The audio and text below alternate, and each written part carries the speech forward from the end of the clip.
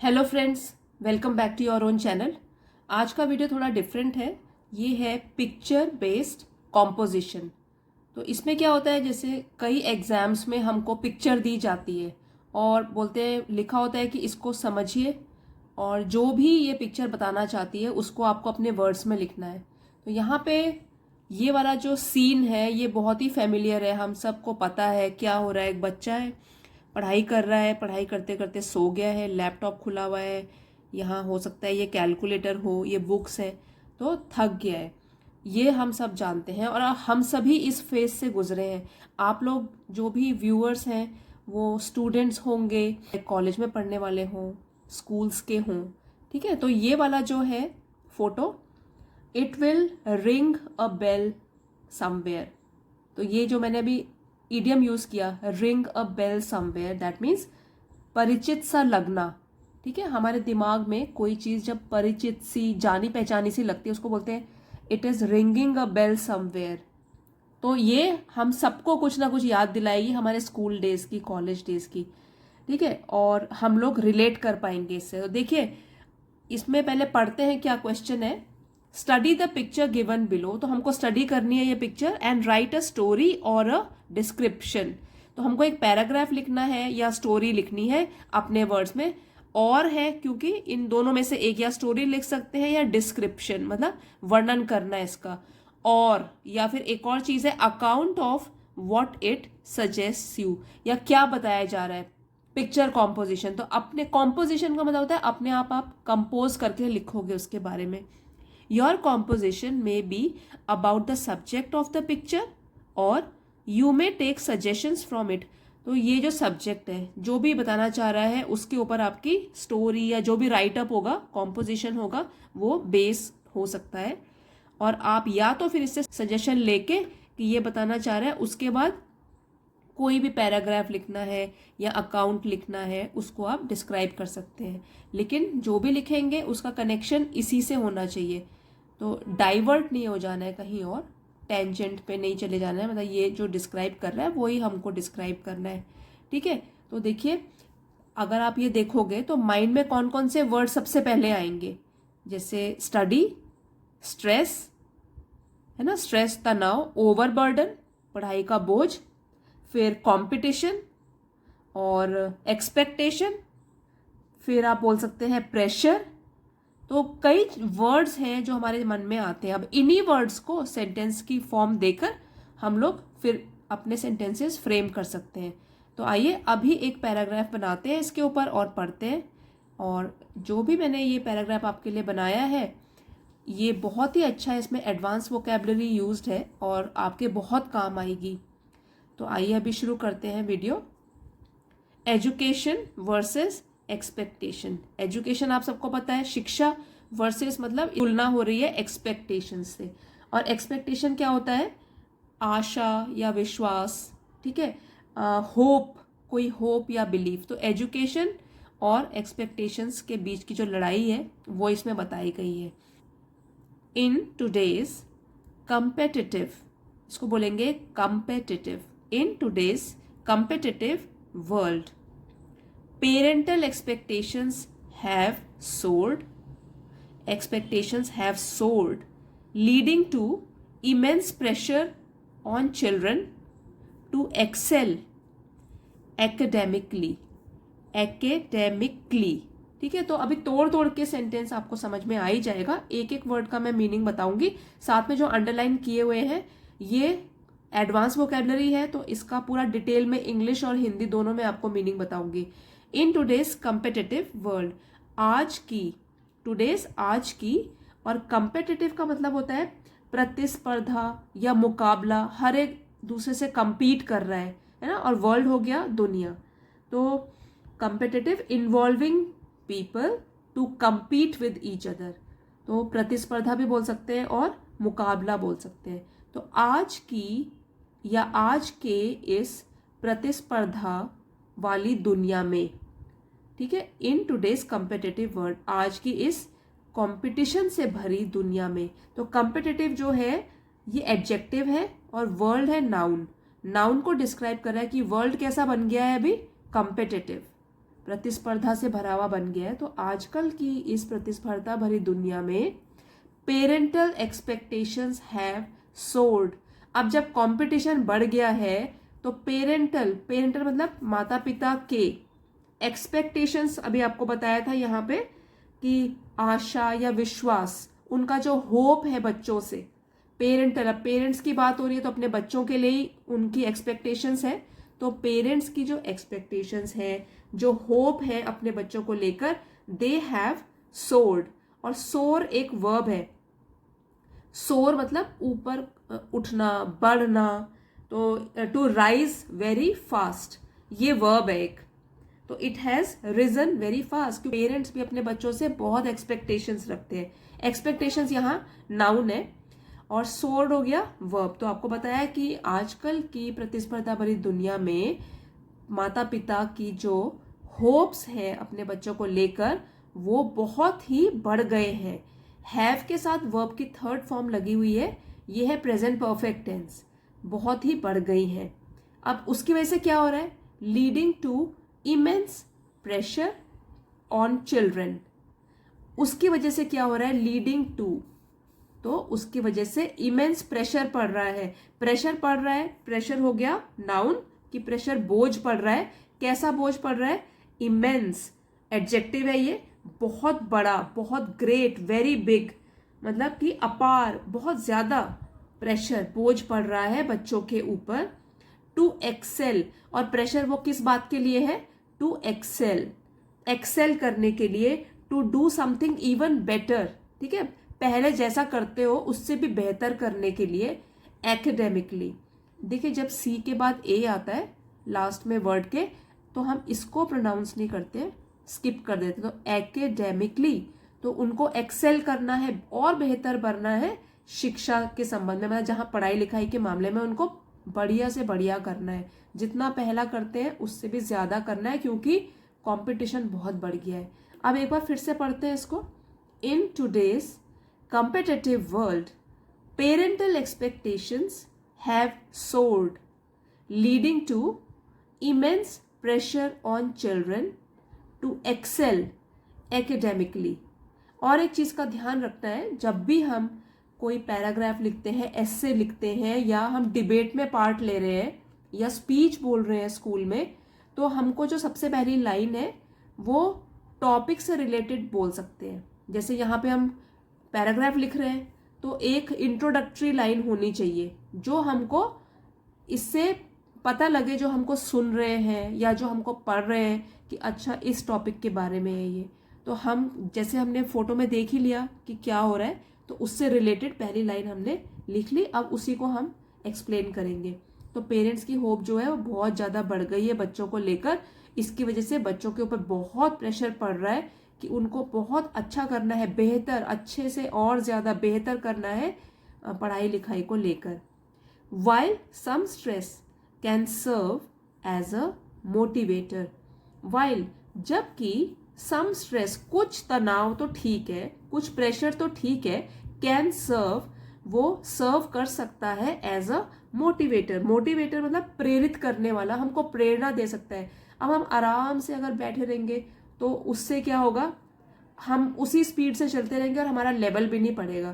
तो लेकिन अगर हमको थोड़ा सा प्रेशर मिलता रहेगा, चाहे वो कहीं से भी मिले, पेरेंट्स का मिले, टीचर्स का मिले, फ्रेंड्स का मिले, या ट्यूशन अगर रखते हैं तो वहां से मिले, कुछ ना कुछ थोड़ा सा प्रेशर तो मिलना ही चाहिए। तो थोड़ा, वाइल सम स्ट्रेस, कुछ तनाव अगर या कुछ प्रेशर हमको सर्व कर सकता है प्रेरित करने के लिए, इट ऑफन बिकम्स ओवरवेलमिंग। तो ऑफन मीन्स अक्सर, लेकिन अक्सर ये बन जाता है, बिकम्स ओवरवेलमिंग। नाउ ओवरवेलमिंग का मतलब होता है हावी हो जाना हमारे ऊपर, जिसको कि हम फिर मैनेज ही ना कर पाए, ठीक है, हावी हो जाना। तो एक्सट्रीमली ग्रेट और strong emotion that is very hard to handle, ठीक है, ऐसा इमोशन जो हमसे फिर हैंडल ना हो जाए। तो ओवरवेलमिंग जो है वो एडजेक्टिव है जिसका मतलब है हावी हो जाना। तो feeling very strong emotion and in which we do not know how to react. तो हमारी ये मैनेज करने से बाहर हो जाएगा, तो बच्चे ही हैं वो लोग, अभी उनको इतना एक्सपीरियंस भी नहीं है, तो वो ओवरवेल्म्ड हो जाते हैं। It often becomes overwhelming. तो कई बार जो ज़्यादा प्रेशर अगर पड़ जाए वो अक्सर बन जाता है, हावी हो जाता है हमारे ऊपर। पुशिंग चिल्ड्रन टूवर्ड्स बर्नआउट और डेवलपिंग इंफीरियोरिटी कॉम्प्लेक्सेस। एक एक वर्ड का बताऊंगी इसमें मीनिंग, आप देखिए। पुशिंग चिल्ड्रन टूवर्ड्स बर्नआउट, जो कि पुश करता है, धक्का देता है, बच्चों को धकेलता है टूवर्ड्स बर्नआउट। नाउ बर्नआउट जो है ये बोल सकते हैं कि जहां हमारा दिमाग और बॉडी जवाब दे दे, हम पूरे बर्न आउट हो जाए। जैसे बर्न से ही है कि हमारे, वैसे जैसे लिटरल मीनिंग तो है बर्न मतलब जलना, लेकिन यहाँ पे बर्न आउट का मीनिंग होगा फिजिकल और मेंटल कोलैप्स। ठीक है, जब हमारा दिमाग काम करना बंद कर दे और थकान महसूस हो, हम पूरे बर्न आउट फील करें, हमें कोई एनर्जी ही ना हो, तो ऐसा हो सकता है कि बच्चों को धकेले टूवर्ड्स बर्नआउट, बर्नआउट की तरफ, जहां पे हम फिजिकली और मेंटली पूरे कोलैप्स हो जाए, बस पूरे थक जाए, एग्जॉस्ट हो जाए। और डेवलपिंग इंफीरियोरिटी कॉम्प्लेक्सेस, और जब ऐसी हमारी हालत हो जाएगी तो हम क्या तैयारी कर पाएंगे, क्या पढ़ाई कर पाएंगे, उसकी वजह से डेवलप होगा, बढ़ेगा इंफीरियोरिटी कॉम्प्लेक्स। अब देखिए इंफीरियोरिटी कॉम्प्लेक्स, इसका मीनिंग होता है feeling that you are less important, ठीक है, लेस क्लेवर या लेस सक्सेसफुल देन अदर्स। जब हम अपने आप की तुलना दूसरे लोगों से करते हैं, अपने आप को कंपेयर करते हैं और सोचते हैं कि हम तो कुछ भी नहीं है इनके सामने, उसको बोलते हैं इंफीरियोरिटी कॉम्प्लेक्स। इसी का ऑपोजिट हो गया सुपीरियोरिटी कॉम्प्लेक्स। जो लोग ज्यादा ही अपने आप को सोचते हैं कि मुझे सबसे ज्यादा आता है, ओवर कॉन्फिडेंट भी बोलते हैं उनको, उसको कहते हैं सुपीरियोरिटी कॉम्प्लेक्स। उसका उल्टा हो गया इंफीरियोरिटी कॉम्प्लेक्स। तो इसकी वजह से क्या होगा, जब बच्चों पे इतना प्रेशर होगा, एक तो बर्नआउट हो जाएगा उनका, और उनमें फिर हीन भावना आ जाएगी कि मैं तो कम हूं दूसरों के मुकाबले हर चीज में। तो ये हो रहा है। अब इस लाइन को फिर से पढ़ेंगे। While some stress can serve as a motivator, it often becomes overwhelming, pushing children towards burnout और डेवलपिंग इंफीरियोरिटी कॉम्प्लेक्सेस। अब ये सिर्फ स्कूल के बच्चों के लिए नहीं है, जब तक आप किसी नौकरी में लगते हो तब तक कुछ ना कुछ मेहनत करते रहते हो तो अपनी फील्ड में, और बोझ बहुत ज़्यादा होता है क्योंकि कंपटीशन इतना बढ़ गया है। तो जब तक आपको अपने पसंद की नौकरी मिल ना जाए तब तक क्या है, मेहनत करते रहना है, कंपटीशन की भावना रखनी है अपने में। तो उन सभी फील्ड में ये सब आप बोल सकते हो, लिख सकते हो, जहां भी अगर इससे रिलेटेड कोई भी टॉपिक आता है आपको बोलने के लिए। This pressure extends to demanding early morning study sessions. अभी कॉमा है, मतलब कि चल रहा है अभी आगे भी, पहले हम इतना करेंगे। दिस प्रेशर, अब ये जो बोझ पड़ जाता है, it extends mean to make longer, मतलब और बढ़ जाता है। कहाँ? To demanding early morning study sessions, कि हमको मतलब कि बढ़ जाता है इतना कि हमसे डिमांड करता है, मांग करता है कि हमको सुबह भी जल्दी उठना है और सुबह भी कुछ पढ़ाई करनी है। अर्ली मॉर्निंग स्टडी सेशन, कुछ ना कुछ पढ़ाई हमको सुबह उठ के अर्ली मॉर्निंग, क्योंकि उसके बाद हमको या तो स्कूल जाना है या कॉलेज जाना है, और अगर किसी ने कोचिंग रखी है तो कोचिंग में जाना है। अर्ली मॉर्निंग स्टडी सेशन की घर में भी हम पहले जल्दी उठे, पढ़ाई करें। उसके बाद क्या हो गया, स्कूल अटेंडेंस। तो अगर स्कूल के बच्चा, ये क्योंकि ये जो बच्चा फोटो में है वो छोटा बच्चा लग रहा है स्कूल का, तो स्कूल अटेंडेंस, इसलिए स्कूल में उसको फिर रोज अटेंड भी करना है स्कूल, तो अटेंडेंस भी कंपलसरी हो गई उसकी। एंड लेट नाइट क्रैमिंग, और उसके बाद जब स्कूल से घर आएगा फिर पढ़ाई करेगा, और रात तक क्या है, late night cramming. Cramming means रटना, मतलब इतना study a lot within less time, कि टाइम की तो हमेशा कमी बनी रहती है, फिर भी जितना भी पढ़ लो लगता है कम है। ठीक है, तो इसलिए इस प्रेशर के कारण क्या क्या हो रहा है, this pressure extends to demanding early morning study sessions, school attendance and late night cramming. अब इस प्रेशर के कारण क्या क्या बढ़ता जा रहा है, डिमांड बढ़ती जा रही है बच्चों के ऊपर, मांग की वो सुबह भी उठे, पढ़ाई करें, स्कूल में भी जाएं, लेट नाइट में भी पढ़े, रट्टा मारते रहें, और जिनको अब ये ज़्यादा प्रेशर तो उन्हीं के ऊपर पड़ता है जो थोड़ा सा वीक होते हैं पढ़ने में, या टाइम पे अपना प्रोग्राम वाइज अपने स्टडी शेड्यूल वाइज ख़त्म नहीं कर पाते पढ़ाई, तो उनके ऊपर और भी ज़्यादा बोझ पड़ जाता है। वैसे तो सबके ही ऊपर बोझ है, ठीक है। तो लेट नाइट क्रैमिंग, रात को भी पढ़ाई करते रहते हैं और रटते रहते हैं जो भी उन्होंने पूरे दिन भर में पढ़ा है। फ्रेंड्स, मैं आपको ये वाला पूरा पीडीएफ वर्ड मीनिंग के साथ, क्योंकि आज मैंने साथ साथ नहीं लिखे हैं मीनिंग्स, मैं आपको बाद में प्रोवाइड कर दूंगी।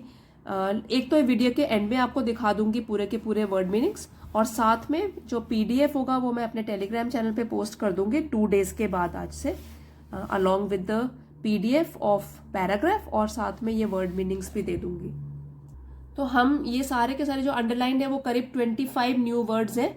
उसके अलावा भी जो मैं साथ साथ एक एक चीज बता रही हूँ उसमें भी आपको सीखने को मिलेगा। तो अभी कंटिन्यू करते हैं। During exams the burden intensifies with children pushed to achieve top ranks and percentages. अब ये तो पहले जो हम अभी तक बात कर रहे थे वो रोज की प्रिपरेशन की बात हो रही कि रोज कितना पढ़ना पड़ता है बच्चों को ड्यूरिंग एग्जाम। अब जब परीक्षाएं नजदीक आ जाएं, एग्जाम्स नजदीक आ जाएं, ड्यूरिंग एग्जाम्स, एग्जाम्स के दौरान द बर्डन जो बोझ होता है वो इंटेंसिफाइज। अब इंटेंसिफाई इसका मीनिंग होता है कि बढ़ जाना या टू बिकम स्ट्रोंगर। तो बर्डन क्या है, बोझ उसके बाद और भी बढ़ जाता है एग्जाम्स के time. With children pushed to achieve top ranks and percentages. अब क्यों बढ़ता है उस टाइम पे बर्डन, क्योंकि एग्जाम में अच्छा करना है, इसलिए जो बच्चे होते हैं उनको धकेला जाता है, पुश किया जाता है ताकि वो अचीव करें, वो लाएं रैंक्स, टॉप के पोजीशंस लाएं क्लास में भी, और परसेंटेज भी उनकी बहुत अच्छी आए, तो इसलिए उनको पुश किया जाता है। अब एग्जाम्स के टाइम में उनका बर्डन और भी बढ़ गया। अनफॉर्चुनेटली, देखिए फॉर्चुनेटली हो गया लकीली, मतलब किस्मत से, उसमें हमने एक प्रीफिक्स लगा दिया अन, तो उसका मीनिंग हो गया ऑपोजिट। और ये देखिए ये तो हो गया प्रीफिक्स, और ये ly हो गया सफिक्स। जो सफिक्स होता है वो वर्ड के बेस वर्ड के बाद में लगता है, और जो प्रीफिक्स होता है प्रीफिक्स मतलब पहले, वो बेस वर्ड से पहले लगता है। तो देखो यहाँ पे ये तो हो गया सफिक्स, ये हो गया प्रीफिक्स लगाने से वर्ड का मीनिंग बिल्कुल ऑपोजिट बन जाता है। तो फॉर्चुनेट मतलब किस्मत से, और अनफॉर्चुनेटली का मतलब हो गया दुर्भाग्य से या bad luck. Unfortunately many parents fail to understand their child's unique needs. तो अनफॉर्चुनेटली दुर्भाग्य की बात है कि कई पेरेंट्स, कई माता पिता फेल टू अंडरस्टैंड, ये समझने में फेल हो जाते हैं, असफल हो जाते हैं अपने बच्चों की, देयर चाइल्ड्स यूनिक नीड्स, उनकी ज़रूरतें जो कि यूनिक होती है। अब यूनिक होता है अलग, क्योंकि हर बच्चा अलग है, हर बच्चे की ज़रूरतें भी अलग होंगी, हर बच्चे का लेवल भी अलग अलग होगा। तो पेरेंट्स इस कंपटीशन वाली दौड़ में भूल जाते हैं कि उनका बच्चा अलग है, उसकी कुछ ज़रूरतें अलग हो सकती हैं।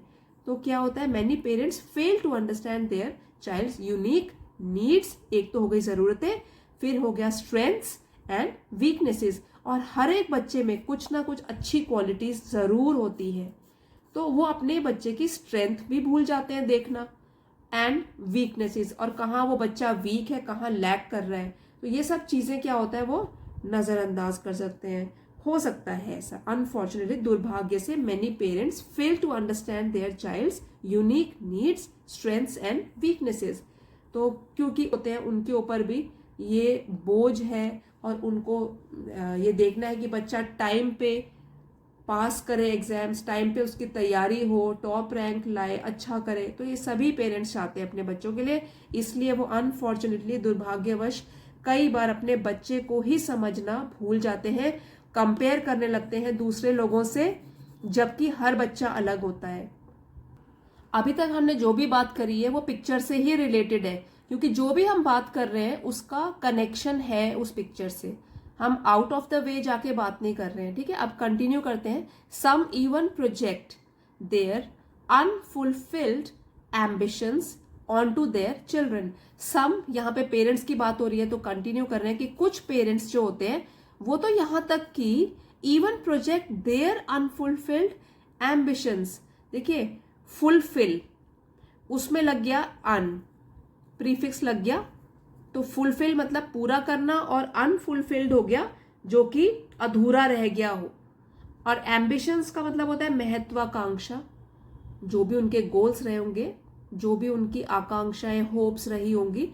तो क्या करते हैं कई पेरेंट्स, तो यहाँ तक कि ऐसा करते हैं कि अपने जो उनके अधूरे सपने हैं, अपने अधूरी महत्वाकांक्षाएं रही होंगी कभी, उनको पुश करने लग जाते हैं अपने बच्चों के ऊपर, ऑन टू देयर चिल्ड्रन, अपने बच्चों के ऊपर। प्रोजेक्ट मीन्स धकेलने लग जाते हैं उन लोगों के ऊपर कि ये करना चाहिए, मैं क्योंकि ये बनना चाहता था तो अपने बच्चे को मैं ये बनाना चाहता हूँ, ये भी करने लग जाते हैं। देखते नहीं है कि बच्चे को इतना आता भी है या उस फील्ड पसंद भी है क्या उसको, उसमें कुछ काम करना। तो ये भी करते हैं कई पेरेंट्स। अब नेक्स्ट है कि each child is unique and should be nurtured accordingly. हर एक बच्चा जो होता है वो यूनिक होता है, ठीक है। यूनिक का मतलब हुआ अपनी तरीके का, एक one of its own kind, जो बिल्कुल अलग है। सब बच्चे अलग होते हैं, सारे ह्यूमन बींग्स ही अलग होते हैं, तो हर एक बच्चा भी अलग है। And should be nurtured accordingly, और उसका जो पालन पोषण, नर्चर मीन्स पालन पोषण, मतलब उसको जब बड़ा कर रहे हैं तो उसको बोलते हैं नर्चर, ठीक है। He should be nurtured accordingly, जैसे उसकी जरूरत है उसके हिसाब से उसका पालन पोषण करना चाहिए, अकॉर्डिंगली, उसके हिसाब से, क्योंकि हर बच्चा अलग है। Rather than forced into a pre determined mould, rather than इसके बजाय कि उसको फोर्स किया जाए, उसके साथ जबरदस्ती की जाए, into a pre determined mould. अब प्री पहले और डिटर्मिन मतलब पहले से ही तय किया हुआ, और मोल्ड का मतलब होता है सांचा। जैसे कि जब कैंडल बनाते हैं, ठीक है, तो कैंडल बनाते हैं तो उसका एक मोल्ड होता है, जैसे जो भी शेप देनी है उसमें वैक्स को पिघलाया और उस मोल्ड में डाल दिया, तो ये होता है मोल्ड मीन्स सांचा। तो पहले से ही पेरेंट्स ने एक अपने मन में पिक्चर बनाई हुई है, और क्या करते हैं वो बच्चों को उसी के हिसाब से फिर प्रिपेयर करने लग जाते हैं। प्री डिटर्मिन मोल्ड की जो पहले से पिक्चर बनी हुई है, अपने बच्चों को तो पहले देख लेना चाहिए, और उसके हिसाब से उसका जो कैलिबर है और उसके जो भी लाइक्स डिसलाइक्स है उसके हिसाब से उसको पढ़ाई में बताना चाहिए कि ये सब्जेक्ट्स ठीक है आपके लिए, या इतना कैलिबर है तो इतनी पढ़ाई करो, ठीक है। Each child is unique and should be nurtured accordingly rather than forced into a pre determined mould. तो हर एक बच्चा यूनिक है, अलग है अपने तरीके का। ही शुड बी नर्चर्ड, तो इसलिए उसका पालन पोषण भी उसके हिसाब से ही करना चाहिए, बजाय इसके कि उसको जबरदस्ती की जाए into a pre determined mould. तो प्री डिटर्मिन्ड मतलब पहले से डिसाइड किया हुआ है, मुझे तो ये बनाना है, या ये बच्चा, मेरा बच्चा तो यही करेगा। तो मोल्ड मतलब सांचा, तो किसी भी सांचे में जो पहले से डिसाइड किया उसमें ढालने के बदले उस बच्चे की कैपेबिलिटीज देखी जाए, उसके हिसाब से उसका फिर पालन पोषण किया जाए। It's crucial for parents to recognize that children need the freedom to grow according to their natural inclinations. It's crucial, it is, इसको अगर खोल के लिखेंगे तो है ये it is, तो ये है क्रूशियल है। क्रूशियल मीन्स वेरी इंपॉर्टेंट, बहुत ज़रूरी है पेरेंट्स के लिए, फॉर पेरेंट्स के लिए, टू रिकग्नाइज, ये जानना, that children need the freedom to grow, कि बच्चों को स्वतंत्रता चाहिए बढ़ने के लिए, आगे बढ़ने के लिए, ऊंचा उठने के लिए, according to their natural inclinations, मतलब अपने जो उनके नेचुरल प्राकृतिक रूप से जो झुकाव है किसी चीज की तरफ, जो लाइकिंग है उनकी, उसकी तरफ, ठीक है। तो it is crucial for parents to recognise that children need the freedom to grow according to their natural inclination, जहां उनका झुकाव है, जो चीज उनको ज्यादा पसंद है उसकी तरफ ही उनको बढ़ने दो। तो ये भी जरूरी है, बहुत इंपॉर्टेंट है पेरेंट्स के लिए ये समझना, जानना। While parental guidance is essential, imposing one's ambitions onto a child is detrimental to their well-being. तो while parental guidance, जबकि जो पेरेंट्स की गाइडेंस है, सलाह है, वो बहुत ज़रूरी तो है, उसकी भी इम्पोर्टेंस होती है, लेकिन ये चीज़ गलत है। Imposing one's ambitions on to a child, imposing means थोपना, ठीक है। वंस एम्बिशंस, अपनी जो महत्वाकांक्षाएं हैं उनको थोपना अपने बच्चों के ऊपर डेट्रीमेंटल। डेट्रीमेंटल एक एडजेक्टिव है, इसका मतलब होता है हानिकारक है। डेट्रीमेंटल, तो ये हानिकारक है to their wellbeing. Their means बच्चों की वेलबींग, आगे बढ़ने के लिए ये जो है हानिकारक सिद्ध हो सकती है। यहां से पढ़ते हैं इसको। While parental guidance is essential, imposing one's ambitions onto a child is detrimental to their well-being। तो हानिकारक भी सिद्ध हो सकती है अगर हम थोपेंगे, या पेरेंट्स जो हैं अपनी जो इच्छाएं आकांक्षाएं हैं उनको अपने बच्चों के ऊपर थोपेंगे तो वो गलत हो जाएगा, वो हानिकारक सिद्ध हो सकता है बच्चों के लिए। लेकिन हाँ, वो गाइड कर सकते हैं, वो तो बहुत ज़रूरी है क्योंकि पेरेंट्स अपने बच्चों का भला ही चाहते हैं हमेशा। लेकिन वो फिर अगर इम्पोज मतलब नेगेटिव इफेक्ट होने लग जाए तो वो गलत है। तो ये फोटो में तो हमको यही, तो इसमें तो यही सब दिखाई दे रहा है क्योंकि इसको नींद आ गई पढ़ते हुए। इसका मतलब आप समझ सकते हैं कितना बोझ होगा पढ़ाई का इसके ऊपर। तो इस तरीके से आपको कभी भी पिक्चर कॉम्पोजिशन आती है, पहले उसको समझिए बहुत ध्यान से और वर्ड्स डिसाइड कीजिए वोकैबलरी कौन सी यूज़ करने वाले हैं, और उसके बाद अच्छे तरीके से समझ के सेंटेंसेस बनाइए। अच्छे से इंट्रोडक्शन होगा, फिर उसको इलेबोरेट करेंगे पूरा का पूरा डिटेल में, और लास्ट में एक कंक्लूडिंग लाइन ज़रूर देंगे जो कि हमारे पूरे के पूरे पैराग्राफ का निचोड़ होगा कि हाँ, पेरेंटल गाइडेंस, हम बुराई नहीं कर रहे हैं इसमें पेरेंट्स की, लेकिन पेरेंट्स के लिए सलाह है कि उनको थोपना नहीं है अपने बच्चों के ऊपर अपने एम्बिशंस, अपनी आकांक्षाएं। अब जिनको भी स्क्रीनशॉट लेना है, यहाँ पे जो वर्ड मीनिंग्स हैं आप स्क्रीनशॉट ले सकते हैं। ये 22 वर्ड्स हैं पूरे,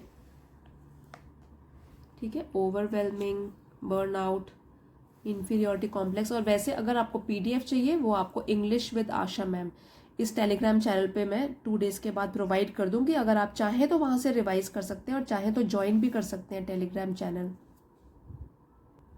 अगर हो सके, आपको याद हो तो कोई ना कोई कोट्स, अगर आप ना कोई भी स्टेटमेंट उसमें जोड़ दें, कोई कोटेशन होती है तो वो 4 चांद लगा लेता है आपकी राइटिंग स्किल्स के ऊपर, ठीक है। तो ये मैं आपको यहाँ पे एक बताती हूँ, ये आप याद कर सकते हैं और अगर कोशिश करें तो जहाँ यूज़ होता है इसको यूज़ कर सकते हैं, ठीक है। Everyone is a genius, but if you जज a fish by its ability to climb a tree, it will live its whole life believing that it is stupid। कहने का मतलब है कि अगर सब लोग तो है जीनियस होते हैं, इंटेलिजेंट होते हैं, क्योंकि सब में अपनी अपनी कुछ क्वालिटीज होती है, लेकिन अगर आप यू जज a fish by its ability to climb a tree, लेकिन अगर आप एक फिश को जज करते हैं कि क्या वो पेड़ चढ़ सकती है, सबको एक ही मापदंड से नहीं नाप सकते हम लोग। एक ही क्राइटेरिया सबकी इंटेलिजेंस को डिसाइड करने के लिए नहीं फिक्स हो सकता, ठीक है। अलग अलग कैपेबिलिटी सब में होती है। तो ये एक कोटेशन है कि अगर फिश जो है वो तो पानी में रहती है, टेस्ट दिया जाए जो कि एक हम मंकी को देंगे, हम किसी कैट को देंगे, सेम टेस्ट हम दे दे फिश को by its ability to climb a tree कि क्या वो पेड़ चढ़ सकती है, तो फिश क्या सोचेगी, it will live its whole life believing that it is stupid. पूरी जिंदगी वो यही सोचती रहेगी, अपने आप को कोस कोस के जीती रहेगी कि वो तो एक मूर्ख है, उससे तो इतना भी नहीं हो सका, सब लोगों ने ये काम कर दिया। तो यही एक कोटेशन है जो यहाँ फिट हो रही है and it is very good. आप चाहें तो इसको भी अपने राइटअप्स में यूज़ कर सकते हैं। फ्रेंड्स, आई होप आपको आज का वीडियो पसंद आया होगा और मेरा जो ये एफर्ट है नया वो आपको पसंद आया होगा और आपने ज़रूर कुछ ना कुछ सीखा होगा। अगर पसंद आया है एक लाइक ज़रूर देना, और जो भी नए व्यूअर्स हैं आपको वीडियोस पसंद आते हैं please subscribe to the channel. कुछ ना कुछ नया आपके लिए इस तरीके से लाती रहूँगी। सी यू नेक्स्ट टाइम, और शेयर ज़रूर कीजिएगा किसी भी फ्रेंड के साथ। Thank you for watching. See you next time in the next video.